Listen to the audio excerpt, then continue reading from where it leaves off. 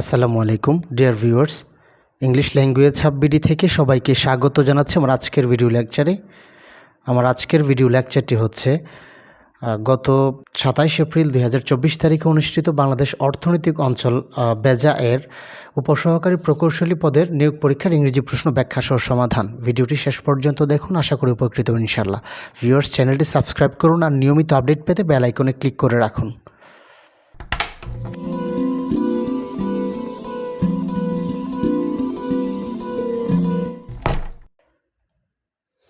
Question 1 to 5. For each question, identify the appropriate word to fill in the gap. অর্থাৎ 1 থেকে 5-এ যে প্রশ্নগুলো আছে এগুলো হচ্ছে fill in the gap। এখানে ওয়ার্ডগুলো 4টা দেওয়া থাকবে, এর মধ্যে appropriate ওয়ার্ড দিয়ে গ্যাপ ফিল আপ করতে হবে। Number 1. These flowers are not dash to Bangladesh because these are not found here. অর্থাৎ এই ফুলগুলো বাংলাদেশি না, এই জন্য বাংলাদেশে পাওয়া যায় না। তো এখানে এমন একটা ওয়ার্ড ব্যবহৃত হবে যেটা হচ্ছে বা দেশীয় বা স্বদেশি বা স্বজাতীয় বোঝায়। তো এখানে আছে ইঞ্জিনিয়াস মানে হচ্ছে প্রতিভাধর বা সুদক্ষ। তারপর ফ্লুয়েন্ট মানে হচ্ছে বাকপটু, আর এক্সিজেন্ট মানে হচ্ছে যে অত্যাবশ্যক বা জরুরি। তো এখানে আছে ইন্ডিজেনাস মানে হচ্ছে দেশীয় বা স্বদেশি। অর্থাৎ এই ফুলগুলো বাংলাদেশে পাওয়া যাচ্ছে না, কারণ হচ্ছে এগুলো বাংলাদেশি না বা স্বদেশি না। সো এখানে অপশন ক হচ্ছে appropriate. Number 2. I put the camera dash a tripod so I can take a steady picture. অর্থাৎ আমি ট্রাইপডের মধ্যে রেখেছিলাম ক্যামেরাটা যাতে একটা আমি নিশ্চল ছবি তুলতে পারি। তো এখানে কোনো কিছুতে রাখা, ট্রাইপড তো হচ্ছে একটা উঁচু জিনিস যেটার উপরে রাখা হয়, অর্থাৎ লাগালাগি অবস্থায় রাখা হয়, তখন আমরা প্রিপোজিশন অন ব্যবহার করি। So I put the camera on a tripod. So option ঘ হচ্ছে এখানে correct. Number 3. It is not difficult to dash an alarm clock. অর্থাৎ অ্যালার্ম ক্লককে কী করাটা খুব কঠিন না, এটা আমাদেরকে এখানে বের করতে হবে। তো অপশন খতে আছে ডিসঅ্যাসেম্বল। তো আমরা জানি যে ডিসঅ্যাসেম্বল মানে হচ্ছে অবতরণ করা। তারপর এখানে আছে ফর্ট মানে দুর্গ, আর এখানে আছে ম্যানুয়াল মানে হচ্ছে হাতের দ্বারা কোনো কাজ করা, আর এখানে আছে সোথ মানে হচ্ছে যে কোনো কিছুকে প্রশমিত করা বা উপশম করা বা শান্ত করা। সো অ্যালার্ম ক্লকটাকে শান্ত করা আসলে এটা খুব কঠিন না। সো এই অর্থে এখানে সোথ হচ্ছে কারেক্ট, অপশন ক হচ্ছে correct. Number 4. The committee chairperson became so dash in his expression of options that committee members began to leave the meeting. অর্থাৎ পরবর্তী অংশ আছে যে কমিটি মেম্বাররা মিটিং ছেড়ে চলে যাচ্ছে, তার মানে চেয়ারপারসন একটা নেগেটিভ কোনো কিছু করেছে। তাহলে আমরা এখানে অপশনগুলোর মধ্যে দেখি, অপশন কতে আছে ডরমেন্ট। তো ডরমেন্ট আমরা জানি সুপ্ত কোনো কিছু, আর ক্রেডিবল মানে বিশ্বাসযোগ্য, আর লিউসিড মানে হচ্ছে স্বচ্ছ বা নির্মল। তো এখানে আছে ডগমেটিক। তো ডগমেটিক মানে হচ্ছে যে অবাস্তব কোনো কিছু বা যুক্তি প্রমাণ ছাড়া কোনো কিছু উপস্থাপন। সো চেয়ারপারসন অবশ্যই এমন একটা নেগেটিভ কাজ করেছে এখানে। 4টার মধ্যে নেগেটিভ হচ্ছে ডগমেটিক, মানে যুক্তি প্রমাণ ছাড়া কোনো কিছু উপস্থাপন করেছেন, এই জন্যই কমিটি মেম্বাররা মিটিং ছেড়ে চলে যাচ্ছে। তো সেই অর্থে অপশন গ হচ্ছে এখানে কারেক্ট। Number 5.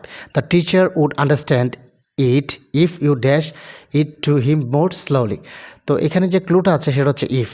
তো ইফ যুক্ত সেন্টেন্সের আমরা জানি একটা অংশ যদি পাস্ট ইনডিফিনিট হয়, অপর অংশটি পাস্ট কন্ডিশনাল হয়। তো এখানে দেখা যাচ্ছে যে প্রথম অংশটা পাস্ট কন্ডিশনাল করা আছে, অর্থাৎ উড এবং ভার্বের বেস ফর্ম। তো উড কুড অথবা মাইট এবং ভার্বের বেস ফর্ম যদি থাকে এটাকে বলা হয় পাস্ট কন্ডিশনাল। যেহেতু পাস্ট কন্ডিশনাল আছে, সো ব্ল্যাঙ্কের অংশটি অবশ্যই পাস্ট ইনডিফিনিট হবে। সো এখানে পাস্ট ইনডিফিনিট মানে হচ্ছে ভার্বের পাস্ট ফর্ম। সো অপশন ঘ হচ্ছে এখানে correct, explained. Question 6 to 10. Find the odd word from each list. অর্থাৎ 6 থেকে 10 যে প্রশ্নগুলো থাকবে এগুলোর মধ্যে একটা ব্যতিক্রম ওয়ার্ড আছে, এটা আমাদেরকে বের করতে হবে। তো অপশন কতে আছে পেনি পিঞ্চিং, যার অর্থ হচ্ছে কৃপণ। এখানে আছে টাইট ফিস্টেড, এটার অর্থ হচ্ছে কি কৃপণ। আর মাইজারলি, এটার অর্থ কৃপণ। অর্থাৎ এখানে 3টার অর্থ হচ্ছে কৃপণ, আর জেনারাস হচ্ছে এখানে উদার। সো এই 3টা থেকে ব্যতিক্রম বা অড হচ্ছে জেনারাস। সো অপশন গ হচ্ছে এখানে কারেক্ট। নাম্বার 7, এখানেও ফাইন্ড দ্য অড ওয়ান। তো এখানের মধ্যে আমাদের ব্যতিক্রম কোনটা সেটা বের করতে হবে। এখানে আছে অ্যাকমি মানে চূড়া বা সর্বোচ্চ বিন্দু। অ্যাপেক্স মানে হচ্ছে চূড়া বা সর্বোচ্চ বিন্দু। আবার জেনিথ অর্থ একই, চূড়া বা সর্বোচ্চ বিন্দু। আর নাদির মানে হচ্ছে যে সর্বনিম্ন বিন্দু বা পাদবিন্দু। সো এখানে নাদির হচ্ছে অড ওয়ান, অর্থাৎ ব্যতিক্রম। অপশন গ হচ্ছে কারেক্ট।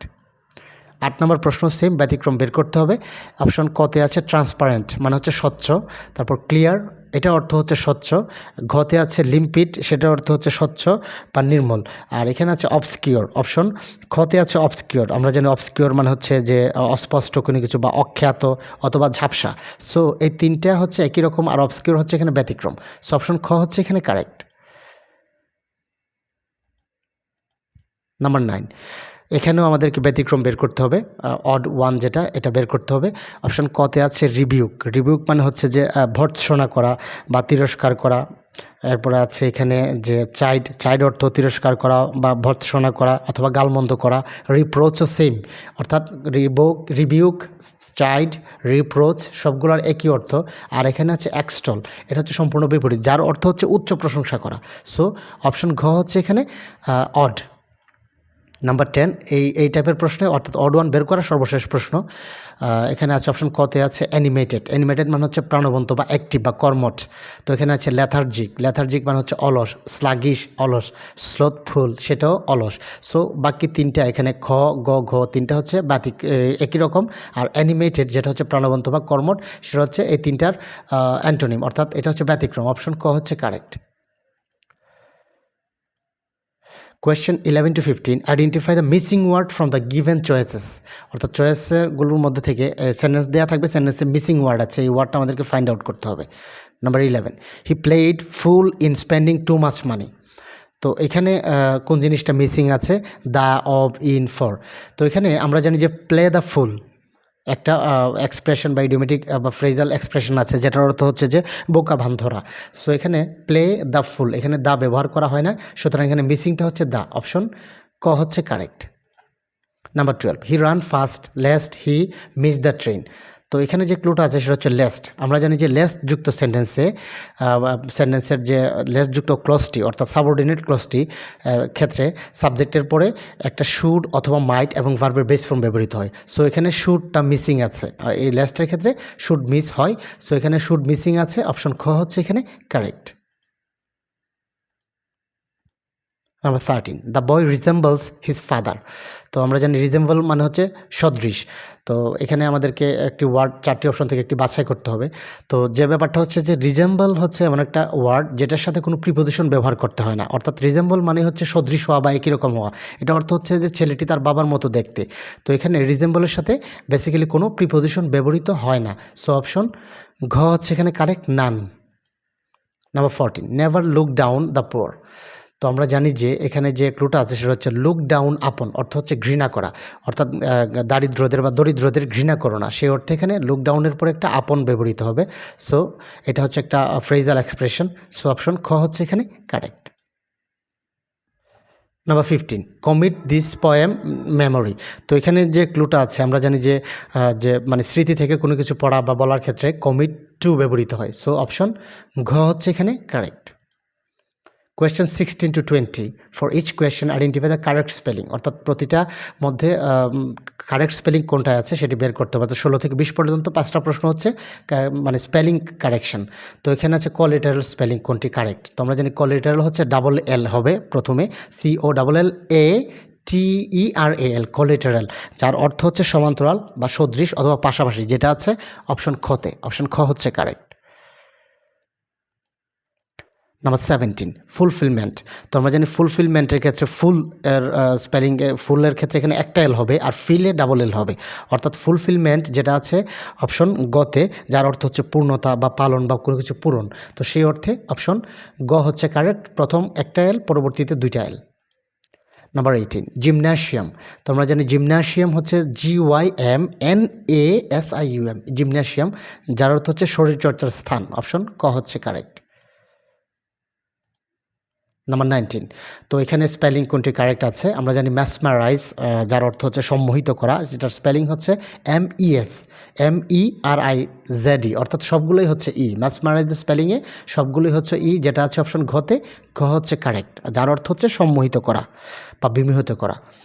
Number 20, jurisdiction. তো জুরিসডিকশন অর্থ আমরা জানি যে হচ্ছে যে আইনগত বা বিচারের অধিকার। তো সেই অর্থে এখানে জুরিসডিকশন আমরা জানি JURISDICTION, জুরিসডিকশন, যেটা আছে অপশন ঘতে। অপশন ঘ হচ্ছে এখানে correct. So viewers, thank you for watching this video. যদি ভিডিওটি ভালো লাগে তাহলে একটি লাইক দিন, আর কোনো প্রশ্ন থাকলে সেটা কমেন্ট সেকশনে জানান, আর শেয়ারের মাধ্যমে অন্যদের দেখার সুযোগ করে দিবেন।